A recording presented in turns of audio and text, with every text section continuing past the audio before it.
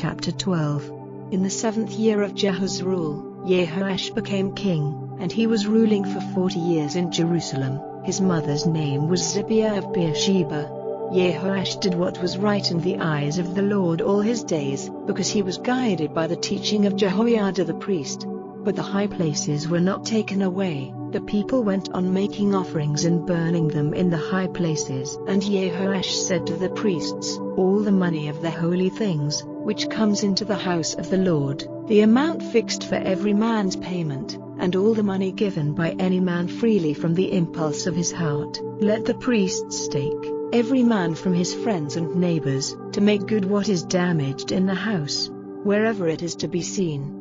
But in the 23rd year of King Jehoash, the priests had not made good the damaged parts of the house. Then King Jehoash sent for Jehoiada the priest, and the other priests, and said to them, "Why have you not made good what is damaged in the house? Now take no more money from your neighbors, but give it for the building up of the house." So the priests made an agreement to take no more money from the people, and not to make good what was damaged in the house. But Jehoiada the priest took a chest, and making a hole in the cover of it, put it by the altar, on the right side when one comes into the house of the Lord, and the priests who kept the door put in it regularly all the money which was taken into the house of the Lord. And when they saw that there was much money in the chest, the king's scribe and the high priest came and put it in bags, noting the amount of all the money there was in the house of the Lord, and the money which was measured out they gave regularly to those who were responsible for overseeing the work,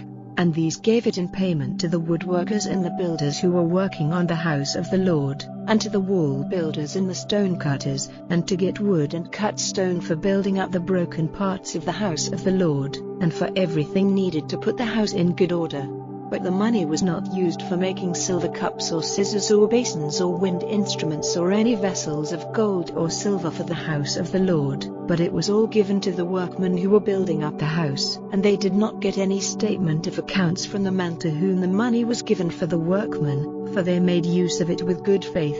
The money of the offerings for error and the sin offerings was not taken into the house of the Lord, it was the priests.